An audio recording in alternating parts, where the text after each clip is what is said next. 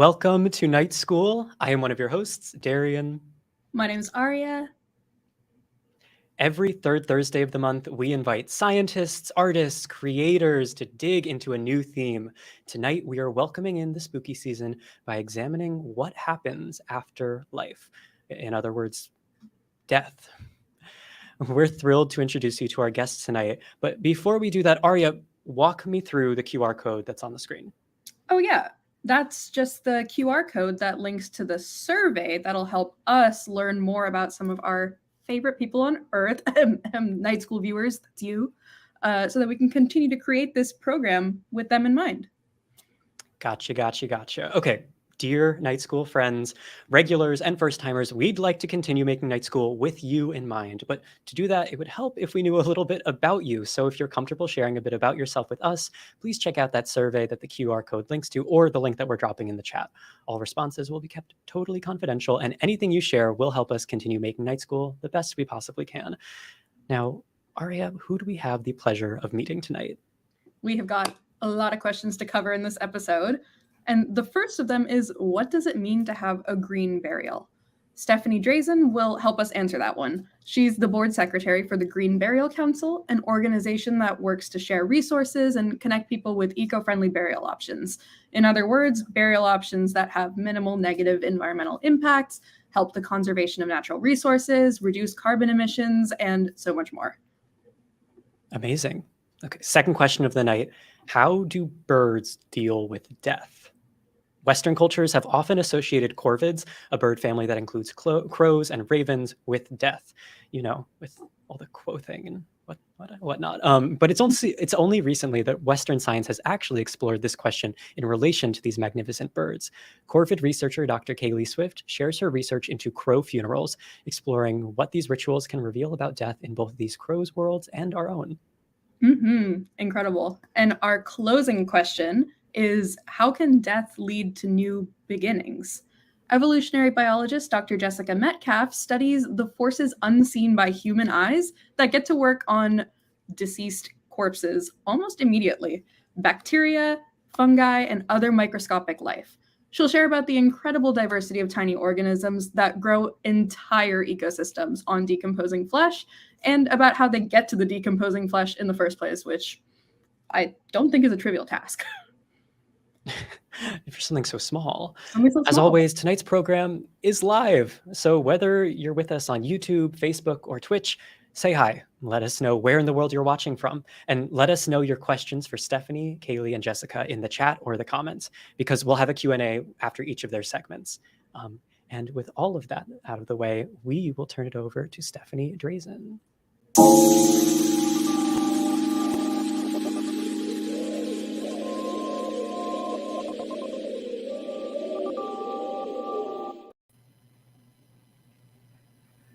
Okay, hello.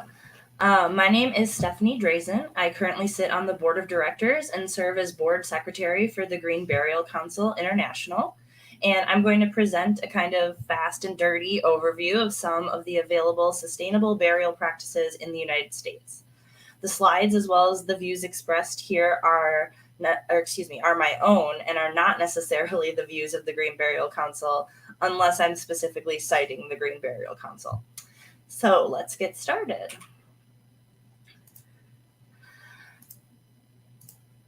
Okay, before I talk about alternative sustainable burial practices, I need to touch on what we now know of as traditional burial practices.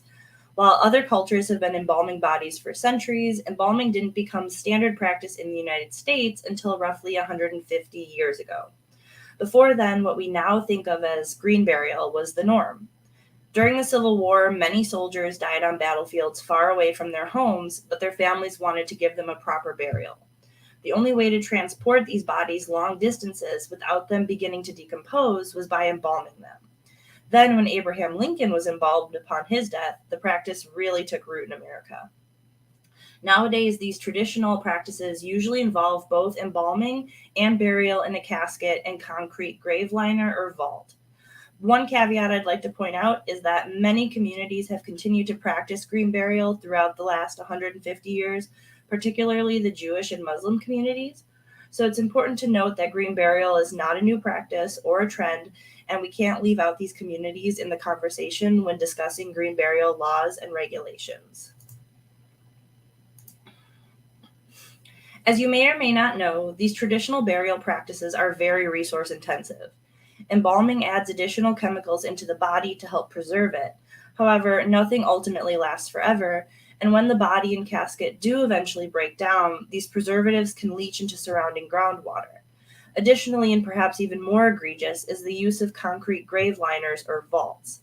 These are meant to protect a grave from collapsing and make it easier for lawn-style cemeteries to maintain a uniform appearance. However, concrete itself is incredibly resource intensive and requires huge energy inputs to create, thus giving it a large carbon footprint.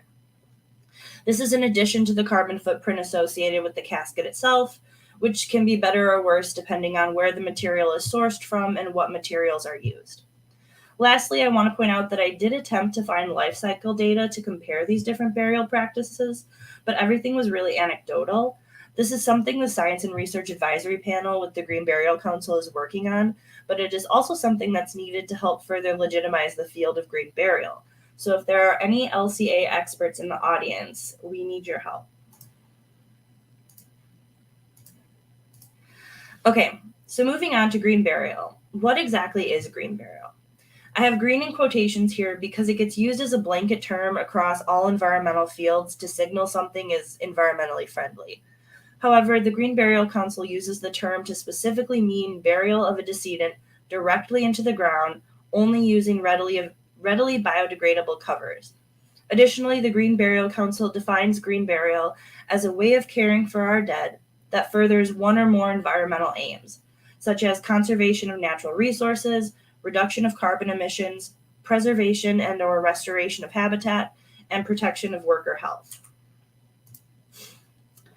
I'm now going to use the rest of my time to break down some of the common sustainable burial practices available in the United States, and you see that list here on the left.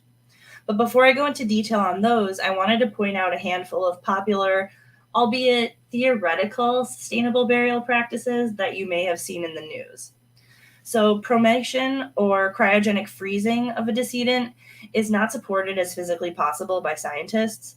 The Swedish company Promesa that was attempting this was actually liquidated in 2015 after failing to prove viability. Secondly, the beautiful mushroom suit you see pictured here is a burial garment inoculated with mycelium intended to neutralize toxins in the body, potentially speeding up the natural process of body decomposition and enhancing the available nutrient output.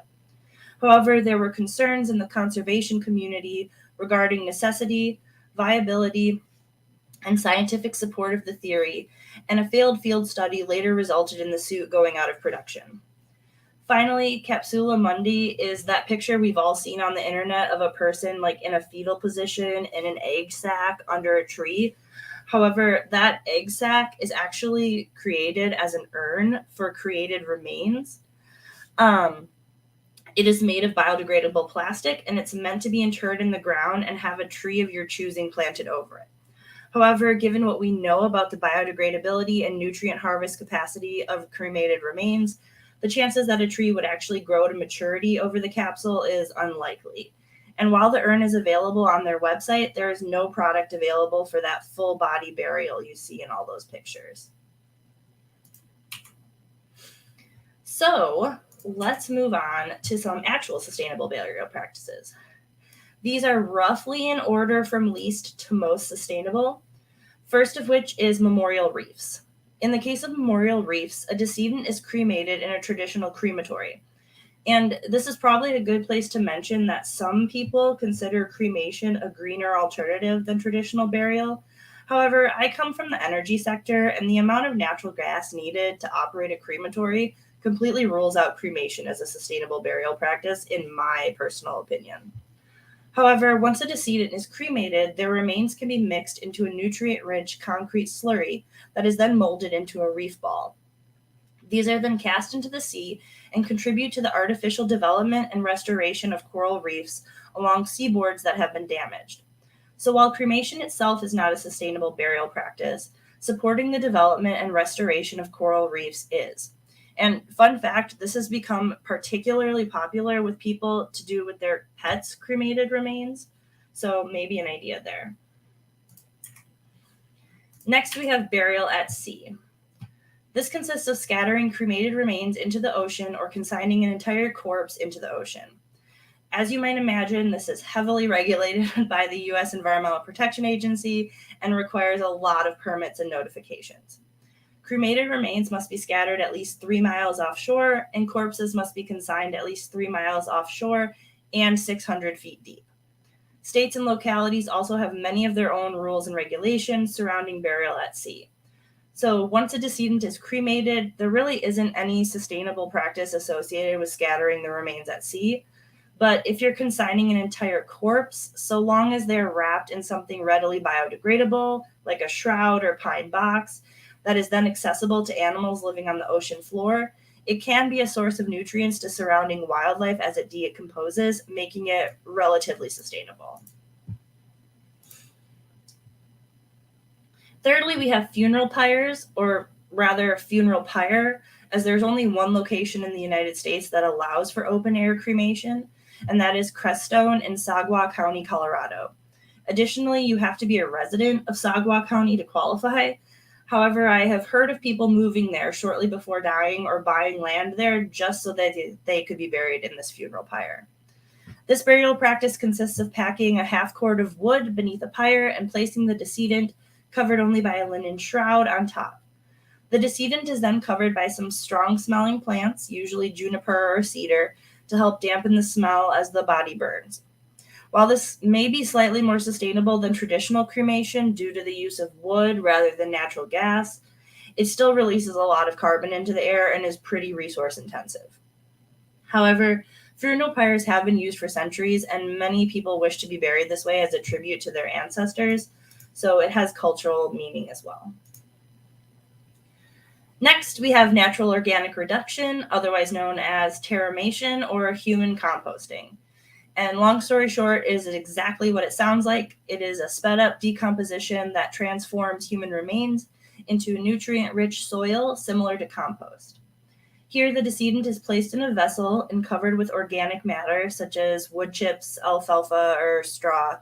And the vessel is then lightly heated for about 2 months while microbes break down the body.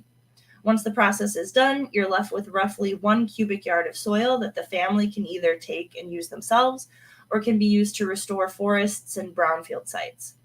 All things considered, the amount of energy is relatively low, and the organic matter needed is fast growing and pretty renewable, making it a sustainable burial practice. However, currently it is only legal in Colorado, Vermont, Oregon, California, New York, and Nevada, but bills have been introduced in an additional 12 states in 2023 alone. Next, we have alkaline hydrolysis, also referred to as aquamation, resumation, or water cremation. In this process, the decedent is placed into a pressurized vessel, to which a mixture of water and potassium hydroxide is added. The vessel is then heated under a high pressure to rapidly dissolve the body in this highly alkaline water. After roughly 4 to 16 hours, depending on the heat and the pressure, as well as the size of the decedent, you are left with bones and a nutrient-rich water. The bones are usually crushed and returned to the family, similar to cremated remains, and the water can then be disposed of or even used as fertilizer since it's so nutrient-dense. And as long as you have unlimited access to water, which admittedly is definitely not the case for everyone everywhere, the only real resource input again is energy. So if it is partnered with a renewable source of energy used to heat the vessel, this process can be very sustainable. It is currently legal in 21 states, and bills have been introduced to legalize it in almost every other state this year alone. Next, we have home funerals. This is less of a burial practice and more of a funeral practice, but I wanted to mention it. In all but 7 states, you're not required to make use of a funeral director, and for many years before the modern funeral industry sprung up, people prepared their loved ones for burial at home. And again, many cultures and communities have continued to do this throughout the popularization of the commercial funeral home. This can consist of bringing a decedent home from a nursing home or hospital, washing and dressing them, laying them out for vigil, holding a memorial service, and transporting them to their final resting place. In conjunction with one of the other sustainable burial practices I've mentioned, this can be a very meaningful death practice for the family of a deceased loved one and very sustainable. However, before deciding if this is right for you, I highly suggest you reach out to the National Home Funeral Alliance and check to make sure you understand all the associated funeral laws and regulations in your state, because they are very different throughout the US. Next, we have sky burial. While this is not legal in the United States, I am mentioning it because it has been referenced a lot in media recently. Sky burial is a traditional burial practice throughout Asia, including parts of Tibet, China, Mongolia, Bhutan, and India. In sky burial, a decedent is placed on a mountaintop or other sacred site and left to decompose by exposure and scavenging animals, usually vultures. However, few sites remain that allow for sky burial due to both urbanization and westernization.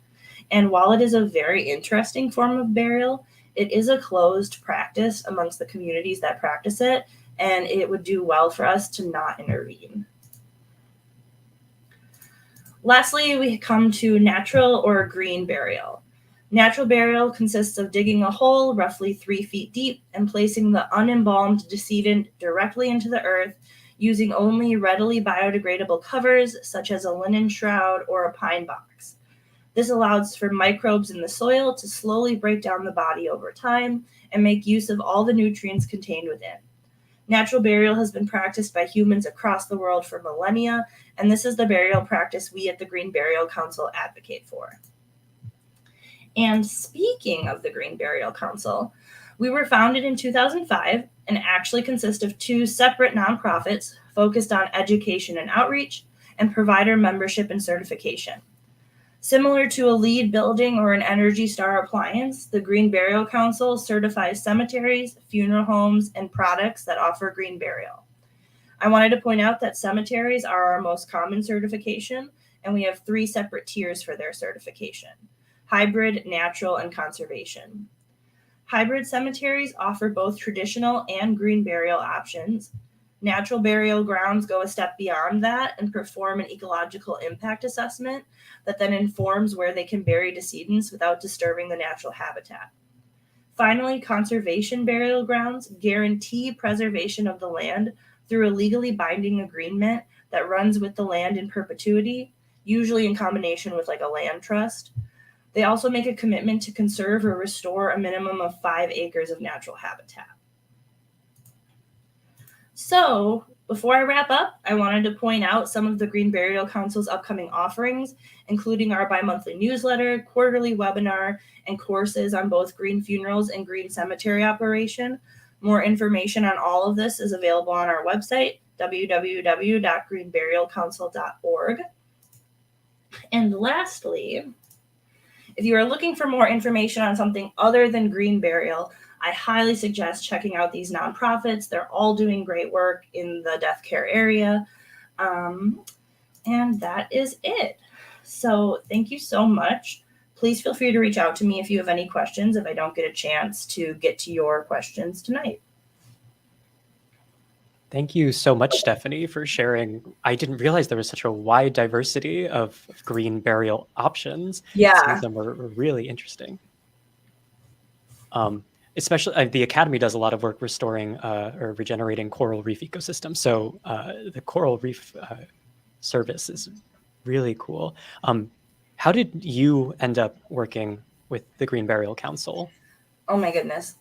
During the pandemic, I had a quarter life crisis and was like, what am I going to do with my life? But I've always worked in the environmental field. My master's is in energy policy and climate. But I started volunteering with the Green Burial Council kind of just because it was like a cool environmental niche. Like, admittedly, the big environmental world doesn't really think of green burial as like a super common environmental thing. It's usually, energy, water, waste, diversion. So this is like a pretty niche area of the environmental movement that I've just personally become really interested in. Yeah, it's really fascinating. That makes sense. Rain asks, when a loved one dies, what is the process like to make green burial arrangements? Is that something you really have to push for, or is that something that's kind of accessible to people? I assume it depends. I would say it's heavily dependent on your location. I mean, if you're in like Washington or Oregon, California, you're going to have all of these options available to you. And so I would say like definitely take a look at their website, the funeral home or wherever the cemetery you're looking at working with, and see if they have it listed as something they offer. And if not, it's always worth asking. Like, I'm from a small town in Wisconsin, like small town, and my parents know I'm involved in this, and they literally like emailed me or sent me a news article a couple weeks ago about like, look at our like family cemetery is like opening up a green burial section now. So like it's getting pretty standard. You might have to ask for it. Also, I kind of mentioned this, but like Jewish cemeteries, not that you should go be buried in a Jewish cemetery if you're not part of the community, but Jewish cemeteries are all green burial cemeteries. They have pretty strict religious laws against, or I don't know if they're laws, but like religious customs against cremation and embalming. So like it's out there if you look for it. Not to plug us again, but the Green Burial Council's website has a listing of like all of the cemeteries and funeral homes that are certified with us that would at least like they wouldn't balk at the question, you know. Plug away. Hummingbird asks, I know you mentioned that some options are popular among pets, but are any or all of these options that you listed available for pets? I would think pretty much all of them would be. Like I said, a lot of pets I know are cremated. So anything that involves cremated remains, for whatever reason, the Memorial Reefs one like really took off with pets. I think like some people have potentially collected cremated remains of multiple pets that they've had over their lives, and you can like put them in one memorial wreath together, which is pretty cool. But like green burial at a cemetery, a lot of cemeteries have like designated pet areas. I think that would probably be acceptable. The only one I can think of that like might not would be like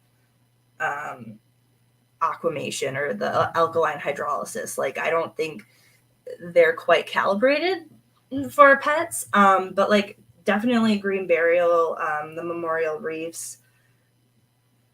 Yeah. And I think it's worth asking for whatever you're interested in. Some of our viewers mentioned that they were interested in aquamation, so I'm glad we got to discuss that. Okay, last question. This one's a little bit open-ended. What are some of the challenges that you or the Green Burial Council have run into while advocating for these burial practices, or where where do you see like the most room for growth potentially or advancement? Okay. This might be a very informed listener because we've had some issues recently in the media around green burial. There's actually a moratorium on green burial cemeteries in Minnesota right now while they study basically to make sure that it doesn't affect the groundwater if you're not, using a casket or something like that, which, I mean, more studying isn't bad, but hey, we should compare it to traditional burial is my personal opinion. So there is some pushback, I think. Anytime you make a change in the industry, which, like I said, some of this isn't new by any means, but anytime you're kind of disrupting something that's traditional, you're going to get some pushback. So I think there's that.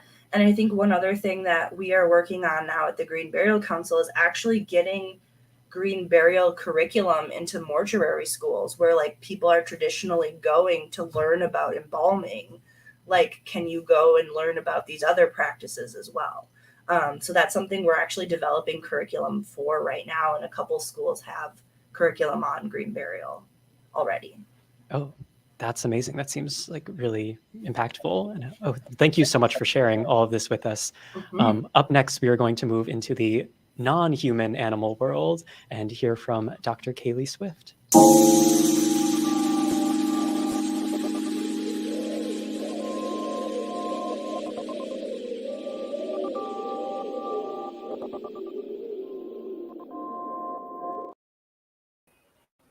Hi, all. Thank you so much for joining me. I'm really excited to be talking to you today and really excited that I got to follow Stephanie, both because that was such an interesting talk and because it sort of perfectly lays the groundwork for one of the central questions of this topic, which is when we look at human beings, I mean, you can't but help recognize how incredibly complex and ritualized and different all of the ways that we approach death is. And at the core of that observation, then I think follows this question of how did we get there? Like, where does something like this start? And so that's one of the things that really interests me as a scientist, in complement then with my love of birds, particularly corvids.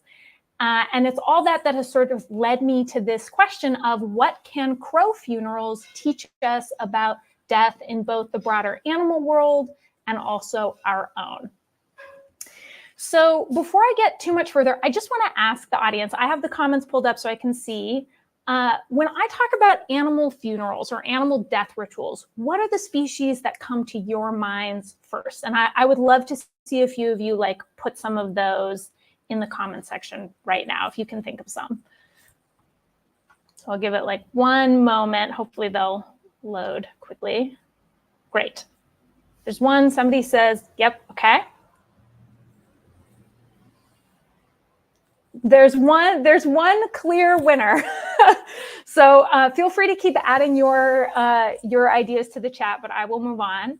So in general, I find that when I ask people this question, one of the most common animals that they include are elephants. Oop, I just saw the other one. Whales are the other big group. So the cetaceans, dolphins, orcas, other kinds of whales, and then non-human primates. Those are kind of the three big groups that people most often think of, which makes sense because all of those animals have pretty evocative behaviors that they have been observed exhibiting around their death, and they do things that sometimes mimic our own behaviors around death. Interestingly, though, the one animal that I very rarely see pop up when I ask people this question is insects. And the ironic part about that is, of all of the groups of animals in the world that have been non-human animals that have been studied for their death rituals, there's probably no more well-studied group than the eusocial insects. Things like ants, bees, and termites. And so what all of this leads us then is to, a little off, to a Venn diagram that looks something like this, where we can kind of group our knowledge of what animals do around their dead into kind of two main groups. On the left-hand side, we have those that have been systematically studied. So that, like I said, that's going to be things like our eusocial insects, bees, termites. And by eusocial, what I mean is these social insects that live in central colonies. Though we've also studied to, some systematic extent small mammals like rats and mice, and even some non-corvid birds like gulls. And what's common to all of those groups of animals is that when you carry out these sort of death studies, what you find is that the response is typically very stereotyped, meaning that it's basically the same every time. You present them a dead individual, and what they do ends up being fairly predictable. So for example, for those eusocial insects, it depends on what the species is, but like a dead ant in an ant colony might result in an ant picking it up and carrying it away, like you saw in that earlier picture. They might have a particular part of the colony that is a dedicated tomb, right? With rats, for example, they will predictably start burying their cage mate. And all of these things are driven by primarily chemical cues that are given off at the onset of death. And we understand that in animals like rats to the point that if you isolate that chemical cue and apply it to a living rat, they'll start to bury that rat alive. And what that gets at, the value of those more predictable stereotyped behaviors is it's much easier with that group to ascribe the adaptive value. So what I mean by that is, in nature, in evolution, whenever we look at animal behaviors, we're always trying to understand what the benefit is that has allowed that behavior to persist through time. And so when we think about what the answer is for these social animals, whether it's rats or insects or whatever else, often the easiest way that we can understand that, and what we've been able to understand through experimentation, is that this is very much related to colony hygiene, right? You don't want to live amongst a bunch of dead bodies. There's lots of issues, hygienic related issues that relate to that. The other really systematic response we see in some other species, like various species of birds, is that they see the body and they're like, oh, I'm out, and they leave, right? They're like, oh, time to get away from here. Again, pretty clear adaptive driver to that behavior.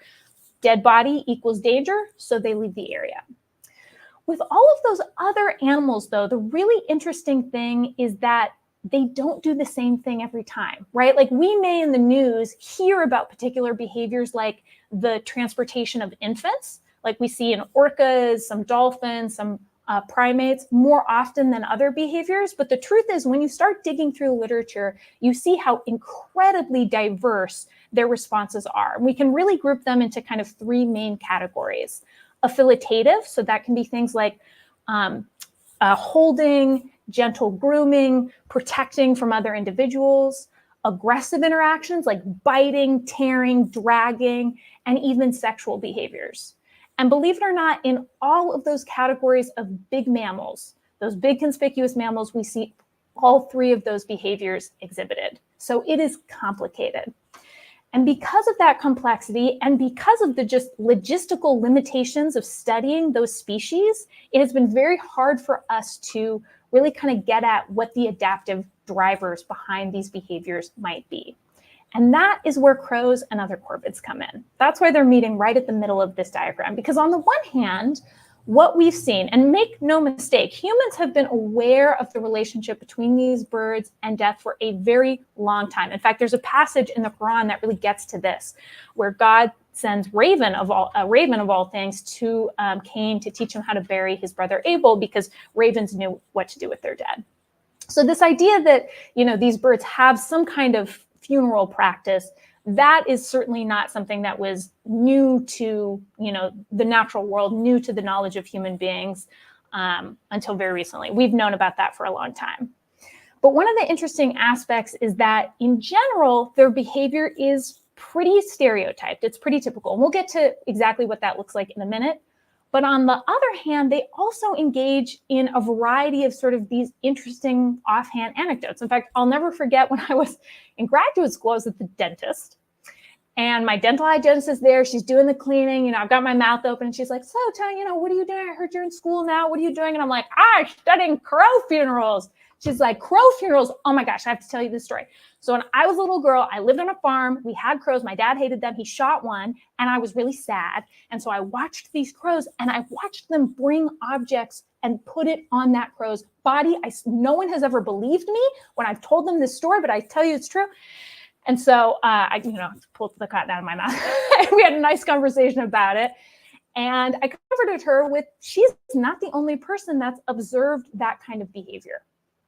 The other ways that crows are really good models for this question, especially if we're interested in trying to get at this from this context of those other big mammals, is that they share both a very similar relative brain size and social, sort of general social organization to those other animals. So in most ways, they have a lot more in common with elephants and primates and dolphins than they do with ants.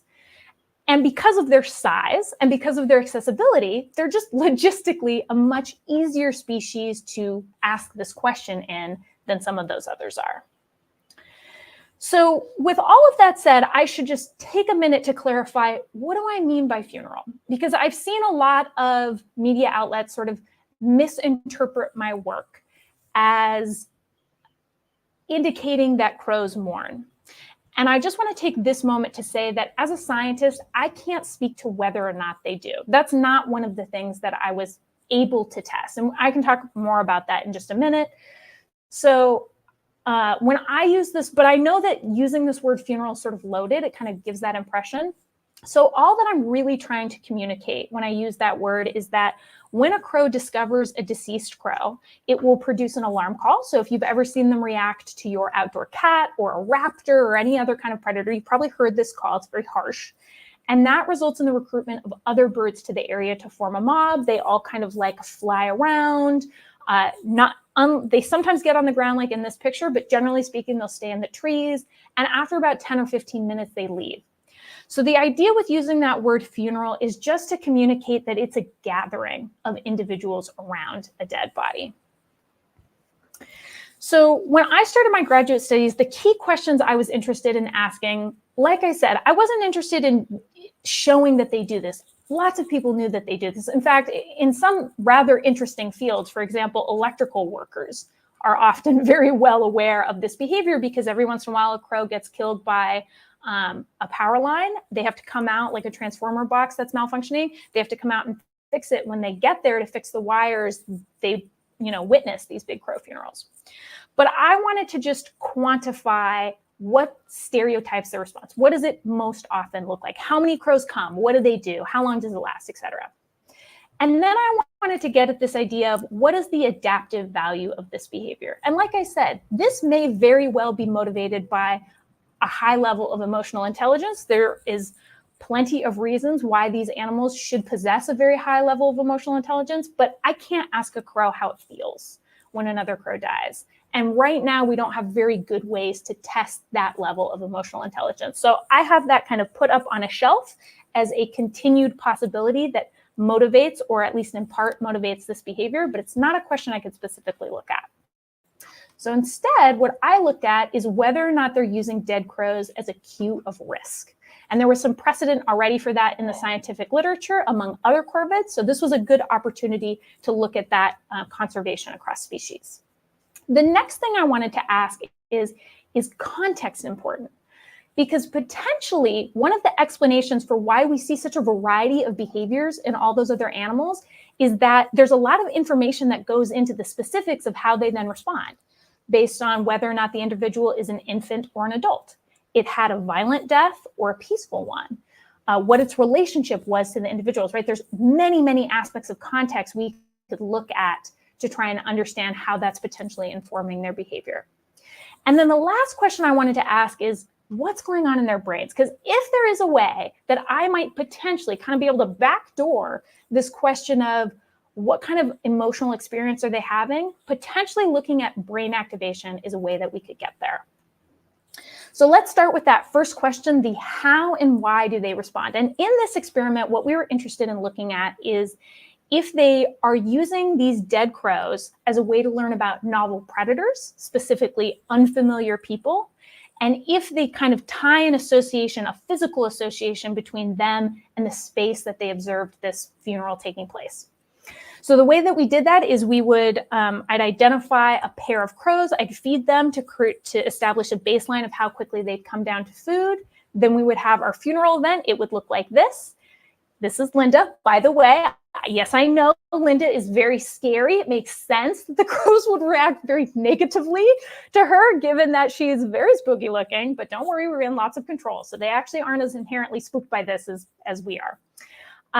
We would send that person out. They would hold the dead crow. So there would be no sort of like, we wouldn't mock a murder, right? It would just be, here you go. And then we would continue to feed the crows over the course of a couple of days and see if their willingness to come down to that food pile would change. And we would send that same masked person back out now without the dead crow to see how the crows responded. And we found that in both cases, they showed evidence of danger aversion, where in the days following these funeral events, even when the dead crow wasn't there, they were more hesitant to come down to that food pile. And if they ever saw this person again, boy, oh boy, did they treat them like a predator. So this is a really good indication that dead crows are, at least in part, being used as cues that help the surviving birds better navigate their environment and not meet the same fate. So the next question was this idea of context. And just to give you an example, so primates, we've documented funeral behaviors in a variety of non-human primates. They can look all different kinds of ways, from the transportation of infants, like you see here. Though interesting, often they're transporting other individuals' infants, sometimes ones that they've stolen. So that we don't even have time to get into the complexity there, just know that's kind of a thing. To what I'm sort of showing you here on the right, which is a case where a group of chimpanzees has really violently killed and then dismembered this body, right? So there's very different ways that these animals might treat their dead. What is going on? So in my experiment, I wanted to look at if age is important. And the reason I picked age is that this really nicely sort of links back to this idea of danger learning, because juvenile crows have a much lower survivorship than adults, only about 50%. Versus once you hit sexual maturity, your survivorship for a typical urban crow jumps to about 80%. So adult crows, a dead adult crow is a much stronger indication of danger than a juvenile, because juveniles unfortunately just die more easily. So the question is, do crows pay attention to that? And the answer was yes. So in these trials where we presented one or the other, we did it across different seasons, summer and winter, we found that crows were much more responsive to adults than they were to juveniles. So this seems to suggest both that they can pay attention to different issues of context, and this may inform different ways that they respond. And it was also a nice little complement to this idea that danger learning clearly very important. And then the last question I wanted to ask is what's going on in their brain? Because like I said, I think what most people want to know about animal funerals is, are they doing it for the same reasons we do now, which is that it's an expression of grief. And so like I said, I can't ask a crow how it's feeling when it encounters a dead crow, but I can see if the part of its brain that's activated in that experience mirrors our own, right? And specifically, is it activating the areas of the brain that we associate with an emotional experience, which in this case is the amygdala. So this figure is just kind of illustrating, like, you know, here's the pathway. They see a danger, they process it in their brain, and they have an outward response. That outward response is pretty similar, whether they're seeing a predator like a hawk or a dead crow, but maybe what's happening in their brain illustrates this difference that could help us get at this idea of emotional intelligence. So we had this pretty nifty, non-lethal way that we could ask this question, and that's pretty rare when it comes to animal questions of animal neurology. But basically what we did is we could bring wild crows into the lab. We keep them in captivity, get them acclimated for a little while. Then we can bring them into our imaging room. And I tell you what, we had more PhDs in this room than you do if you have to go get a PET scan for any reason. But basically what we would do is we would inject them with a glucose mimic that has a radioactive tracer. So the idea is whatever part of the brain is most active, it's going to be using the most glucose. So that when we show them something, their brain works, right, to process that information. Whatever part of that brain is going to concentrate that tracer. Then we can anesthetize the crow so that it can go into that, you know, PET scanner without being scared out of its wits because it's just happily asleep. And then we can retroactively look at what part of their brain was active when they were awake, like 20 minutes ago, looking at that thing. And a little bit to our surprise, we didn't really see activation of the amygdala, the emotional center. What we did see was activation of their analog to the prefrontal cortex, which is the part of our brain that's responsible for executive functioning and critical decision making. Which then upon reflection kind of makes sense, right? Clearly crows are taking in a lot of information about death, right? They're looking at context. They're choosing, do I respond? Do I not respond? How much do I respond, right? All of that. So clearly this is something that maybe would require that higher level executive function in order to be able to process. So what are some of the general conclusions then we got out of these studies? The first is that clearly using dead crows as cues of danger is very strongly suggestive of the main adaptive value of this behavior. And potentially, even in people, that's where something like this starts, right? You pay attention to your dead because death is something that we'd like to avoid. And the more information that you can gather about what kinds of cues cause death, the more easily you might be able to avoid it.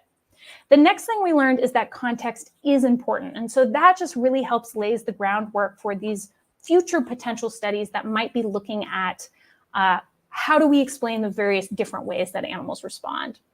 And then the last really important caveat with our studies is we always used unfamiliar crows that they didn't know, partly for logistic, but mainly for ethical reasons that I never wanted to go out killing familiar crows. And I luckily didn't have to kill any crows for this study. We had them all donated by birds that had been found and donated to wildlife research, wildlife centers or museums. But that is still an open question of that could be another really important piece of context that was left out of these studies that may further explain this behavior. So with that, I will turn the floor over to questions. Thank you so much. And I realize I should have had a slide with my handles so that you could ask me any follow-up questions, but I'll just go ahead and put that in the chat. Yeah, definitely. Thanks so much, Kaeli. And folks, her handle is, oh, it just went away, but it was just on the screen at Corvid-research if you want to check that out as well. We have a lot of questions, so I'm just going to get right into it. First, Emily asks, did you try the mask experiment without the mask as well to see if it was a facial recognition thing or something else? So no, because the lab that I worked out of is the lab that did, if you're at all familiar with this idea that crows recognize dangerous people, that was a really famous study that came out of the University of Washington like more than 10 years ago now. So they sort of did all of those studies and they utilized the same masks to be like, okay, what did they do with like these masked people? What about these masked people? And so our assumption was that these masks like effectively enough mimic the human face. And when they did those studies, they found it is very specifically the face that they tune into. Cool. Yeah, super cool. And Joe asks, completely unrelated, are there any environmental factors that you've seen impact funeral behavior in corvids? That's a great question. Not that I've like personally seen, but I can imagine that, you know, if it's like weather could be an important factor, right? Like if it's really crummy out, you might dedicate less time to staying there and checking it out than if it's a really nice weather day or something like that. So there certainly could be, or the speed at which bodies decompose if you're in a warm climate or a cold climate. So great questions, but not ones that have been investigated as far as I know. Yeah. And kind of along those lines, like you mentioned that the emotional intelligence question is like kind of a future one. Are there other directions that you're interested in pursuing with your Corvid research? Like what's next? Yeah, so if I get the chance to continue this work right now, I actually I have pivoted to a different field of avian ecology work, mostly by force than choice. But hopefully, I'm trying to get back to that sort of tenure track position that would allow me to just do whatever I wanted. I would love to just like keep exploring these questions of context, particularly like, you know, manner of death, state of decomposition, all of those kinds of things. You know, there's a way that we could do that imaging study and present a familiar bird without having to kill it, because we could just trap a pair and anesthetize one of the mates and then present it to the awake mate. Mm-hmm. Obviously, if the answer is yes, they are deeply emotional, like that makes one feel kind of icky thinking about sort of the ethics of doing that study. But it is one of those questions that nags me, like, what would have been different if they had known about these individuals, and kind of, you know, the long-term like greater good for me of pursuing some of these more difficult questions is, you know, how we treat it. It's unfair, but how we treat animals. Oh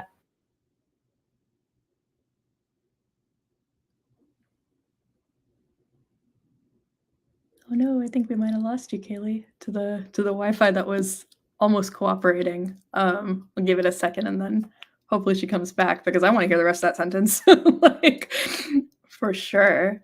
And Kaeli, if you can hear me, maybe if you want to try turning off your camera, that might help with the Wi-Fi.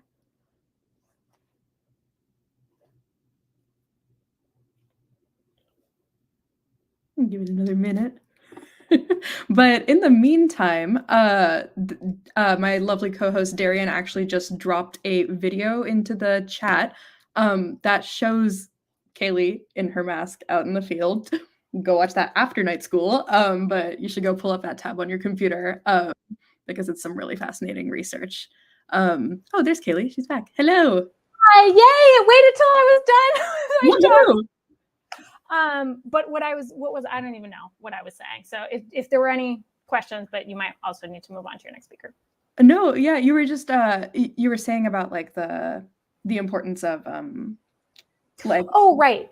Yeah. So to me, sort of the greater good when we think about these questions is, you know, it's not fair, but so much of the way that we treat animals has to do with kind of the ways that we other them. And so I think research that really helps validate this idea that non-human animals are capable of this like very deep emotional experience and complex thinking, you know, in the long run is ultimately to the benefit of those species and the natural world at large. So that's kind of what I weigh when I think about doing those more kind of ethically complicated questions. Yeah, absolutely. Well, thank you so much for your presentation and for your time, Kaeli. This was super fascinating. And we're going to go ahead and pass it along to Jessica to talk about microbes.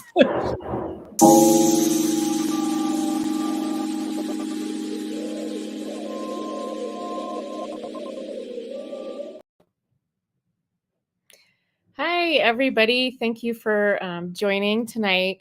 My name is Jessica Metcalf, and I'm an associate professor at Colorado State University, and I am a microbiome scientist.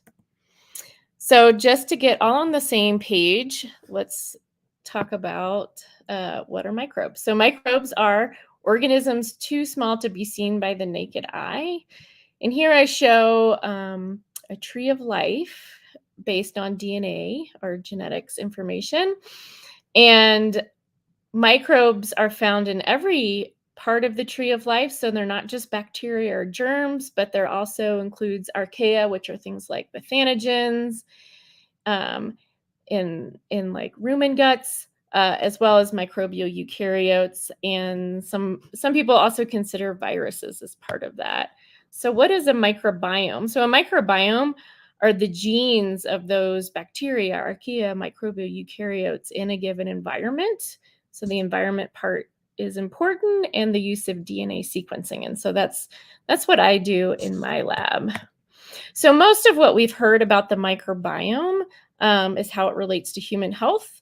So in humans, microbes, primarily bacteria, account for about 3 pounds of your body weight on average. And importantly, they account for about 99% of the unique genes in your body. And so they can expand our metabolic capabilities. They allow us to synthesize vitamins, things like that. They train our immune system.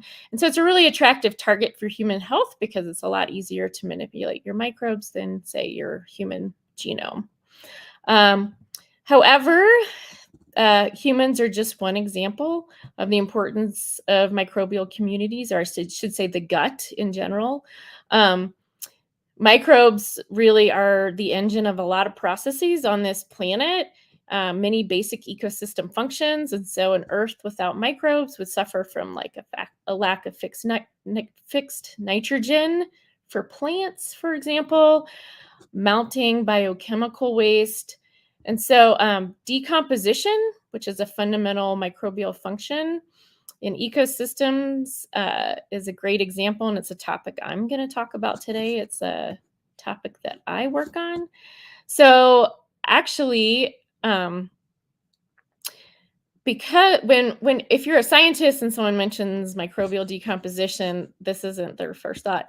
Usually people are talking about plants, and that's for a good reason. So about 99% of the organic material that decomposes terrestrial is plant matter. And so that system's really well studied. So although less than 1% of terrestrial biomass, it's still 2 billion metric tons of animal biomass that breaks down.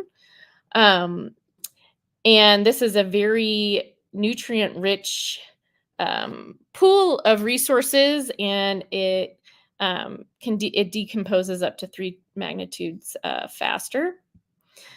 And so, and it is very understudied. So it's an important sort of knowledge gap in basic science, is understanding the microbial ecology of sort of animal vertebrate decomposition.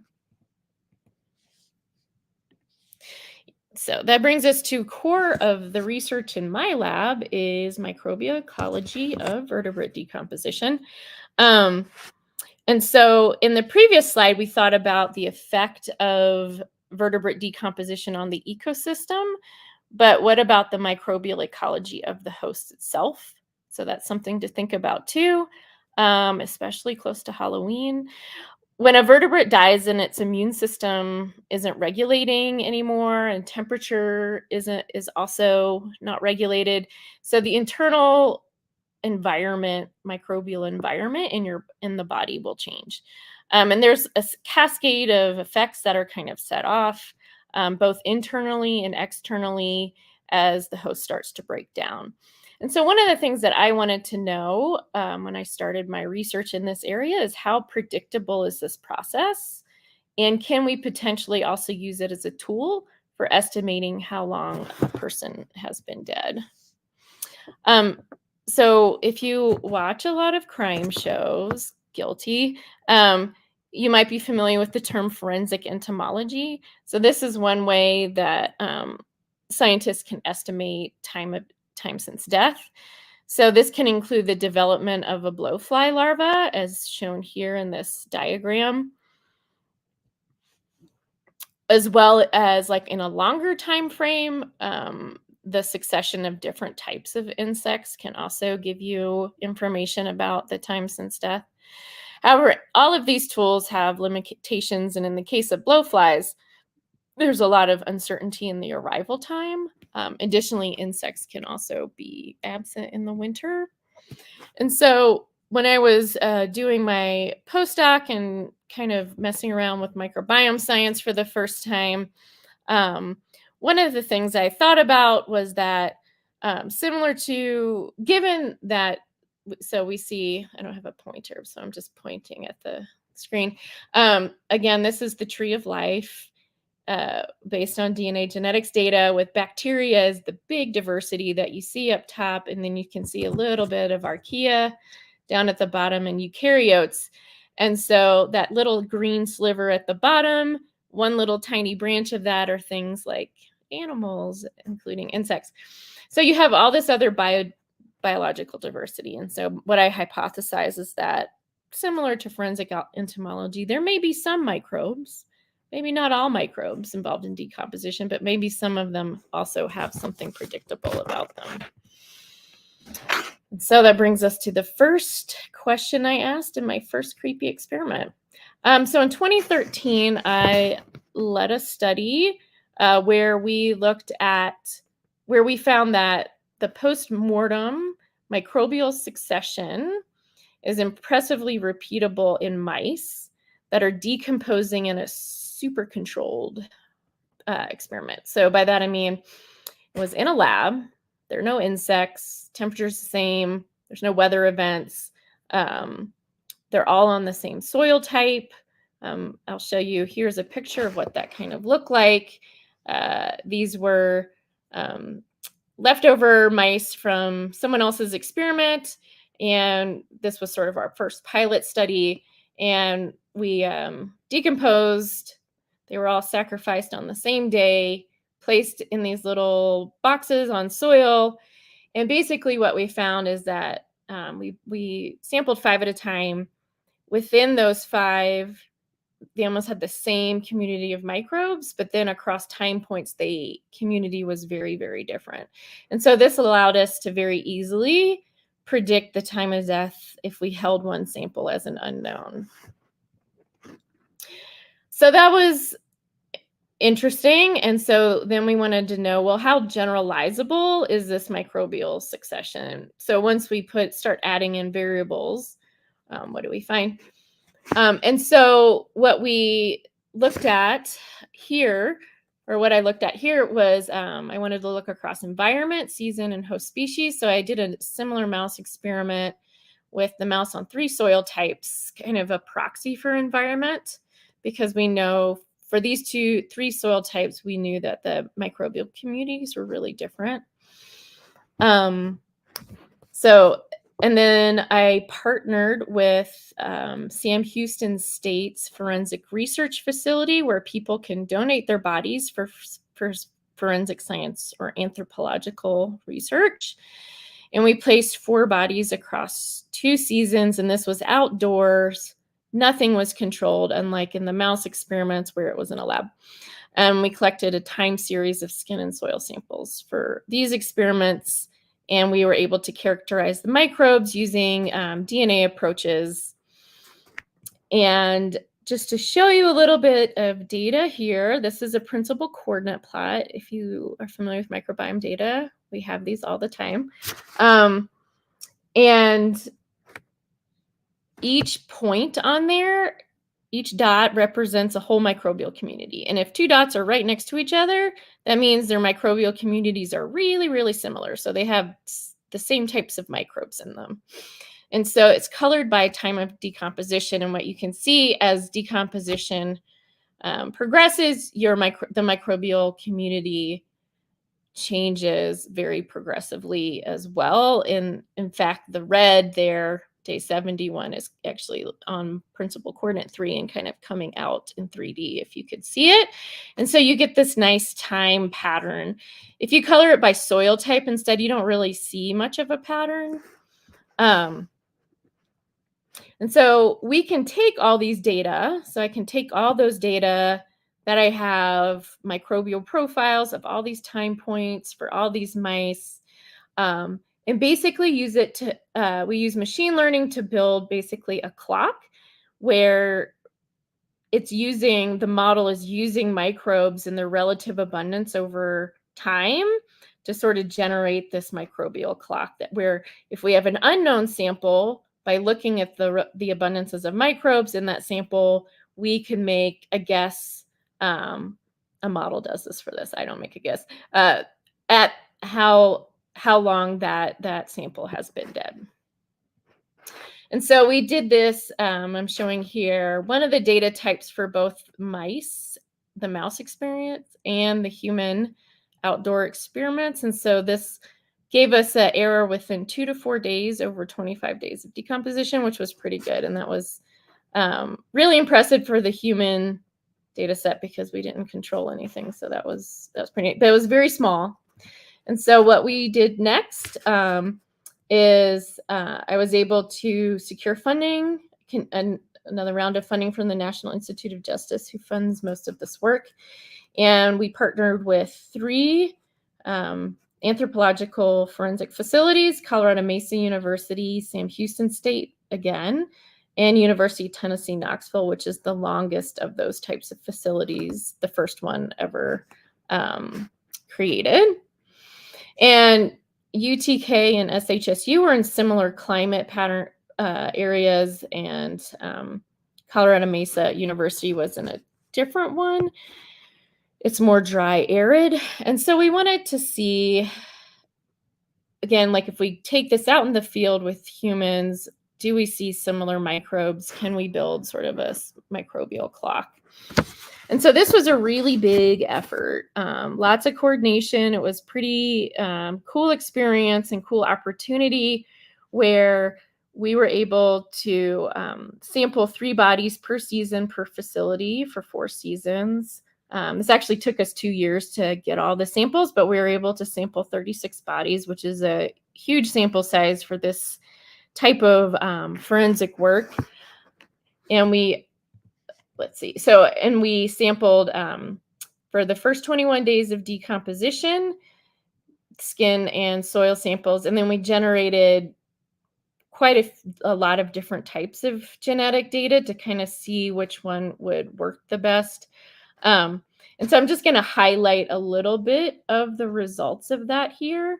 And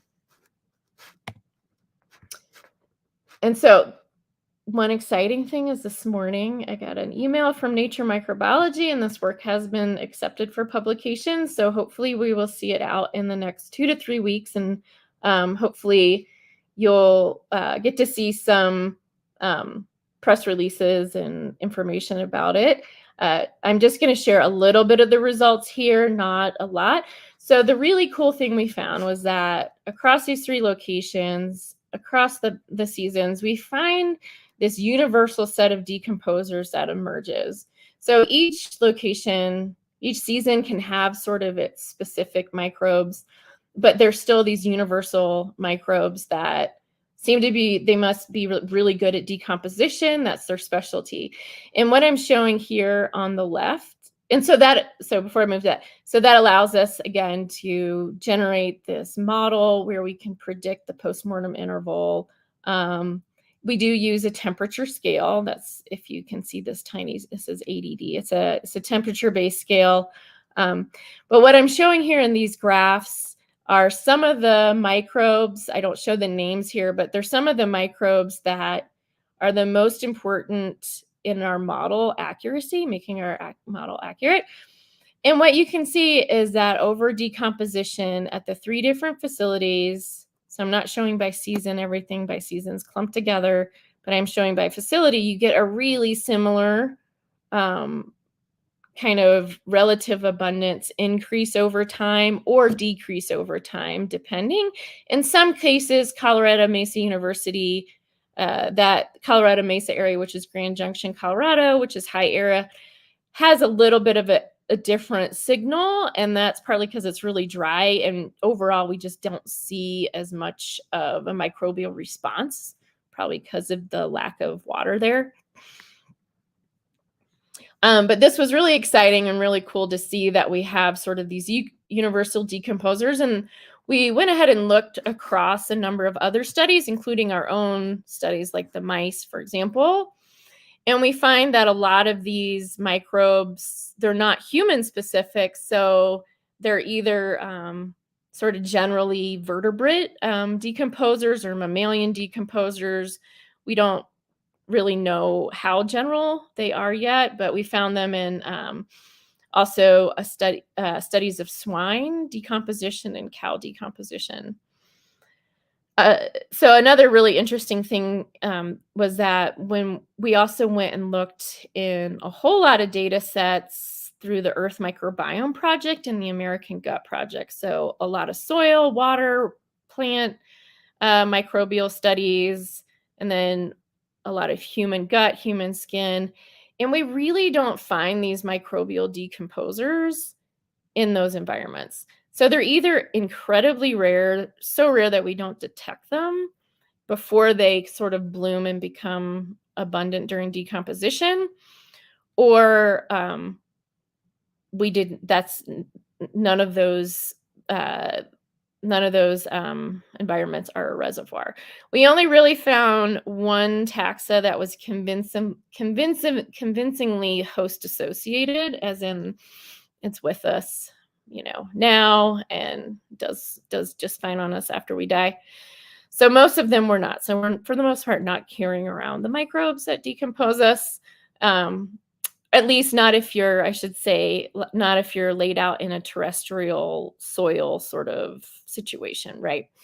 We did detect these. We had a data set of blowfly body parts, and we did detect a lot of these decomposers on blowflies. So at the least, they probably can move around these decomposers, which makes a lot of sense.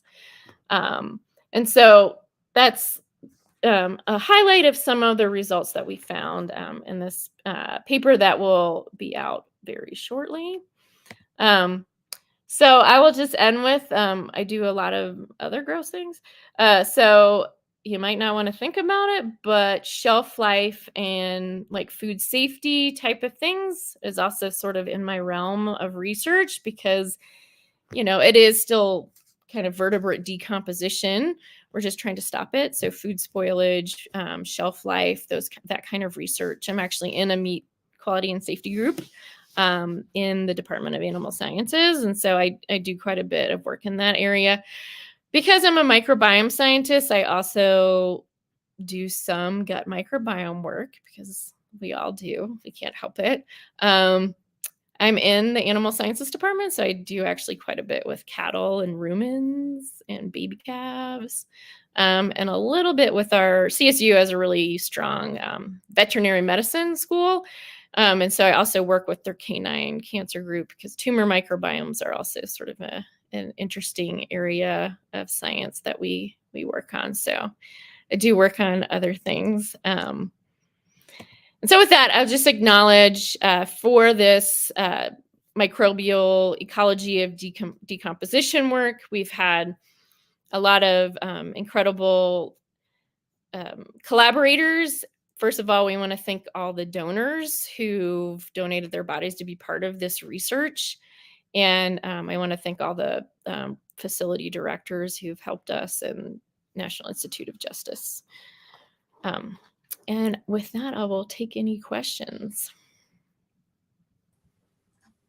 Great. Thank you so much, Jessica, for sharing with us. We have some great questions from our audience. I would love to encourage people to continue asking the thoughtful questions you've been asking all night. You mentioned at the very end that people volunteer their bodies for studies like these. Elizabeth asks, how might one go about volunteering their bodies for studies like this? Yeah, so logistics and practically speaking, it's great if you have one of these donation facilities in your state. It makes it a lot easier. That it doesn't mean you can't donate to a facility in another state. And there's about 7 of them now. I don't know if there's a place where you can find. Texas has 2. Tennessee, Florida has a new one. I believe there's I always get Michigan and Minnesota confused. Somewhere up north, there's one. There's one in Canada. There's one in Australia, one in Colorado.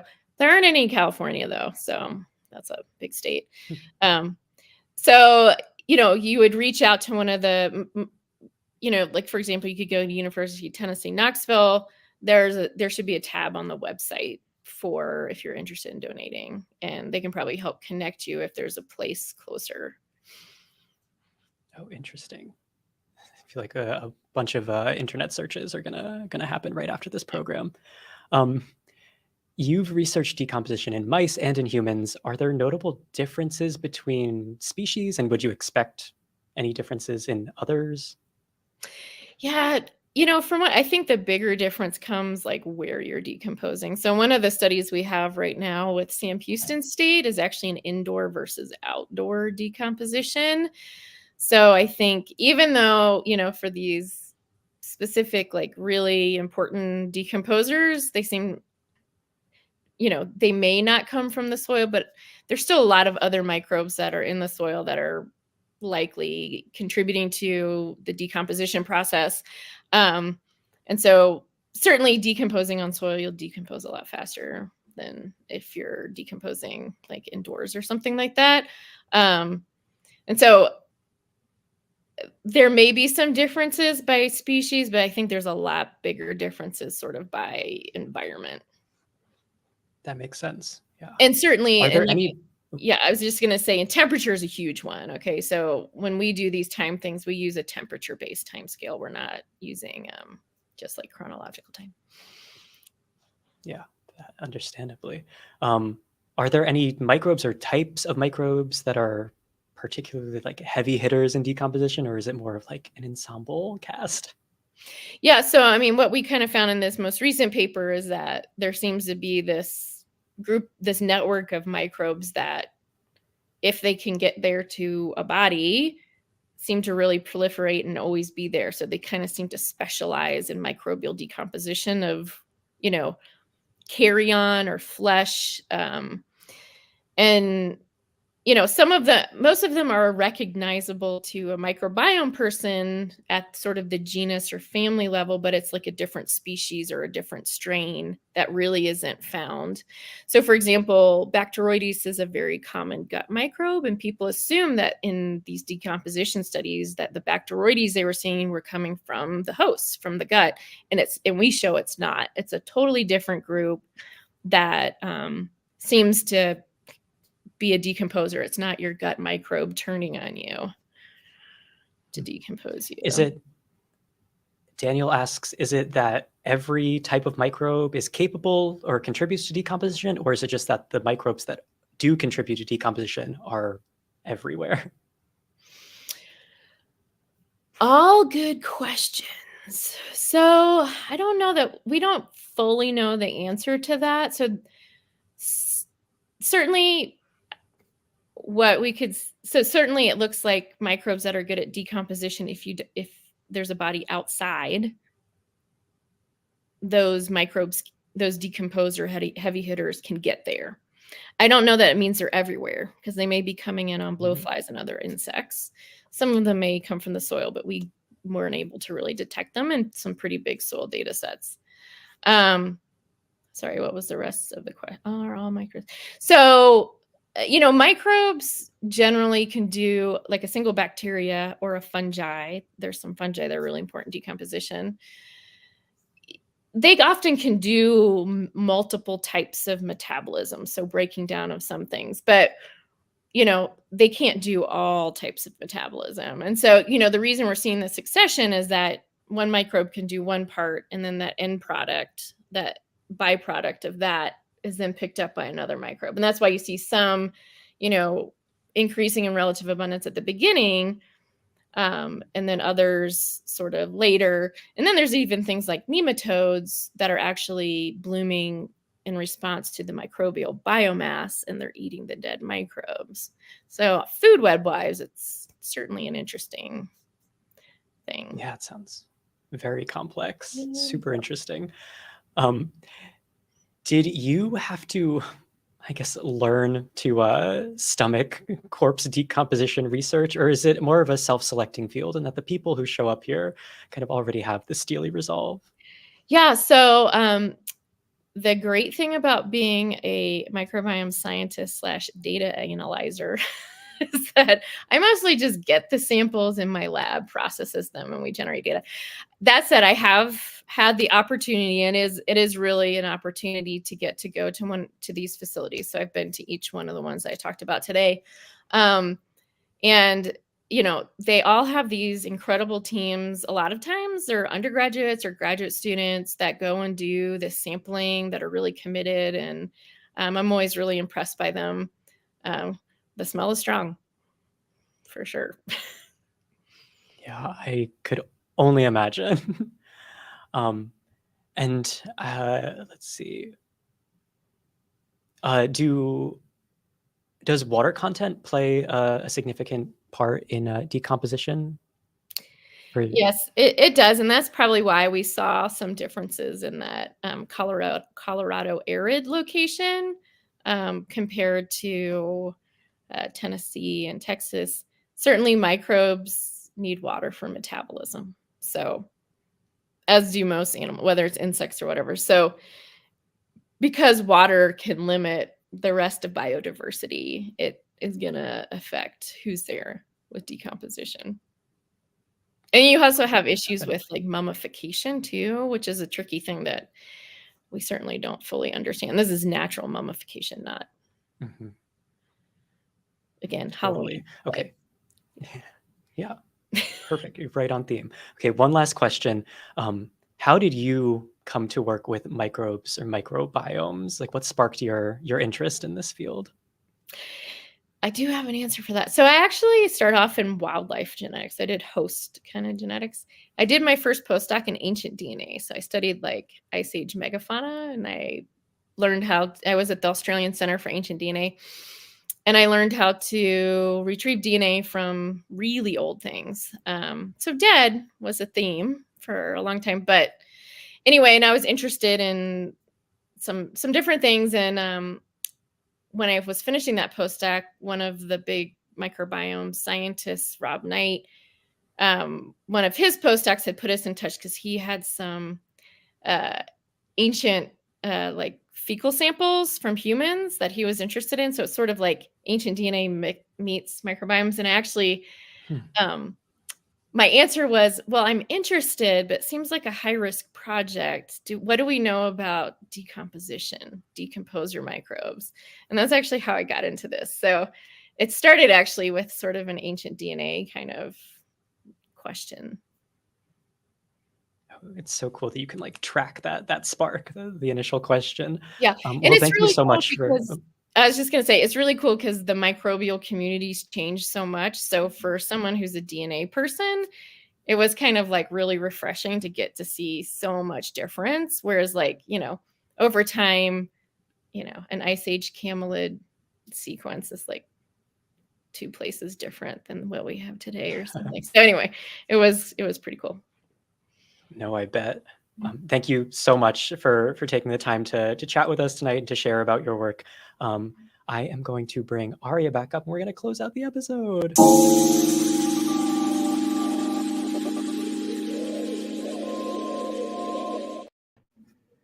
Oh, hi.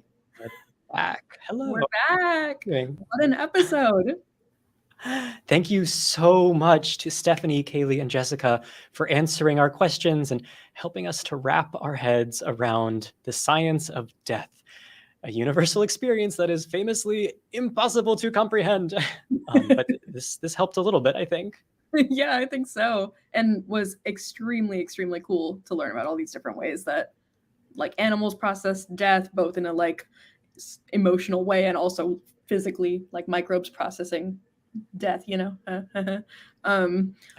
Anyways, we here at Night School are live on the third Thursday of every month, which means that we will be back November 16th with our hottest program yet.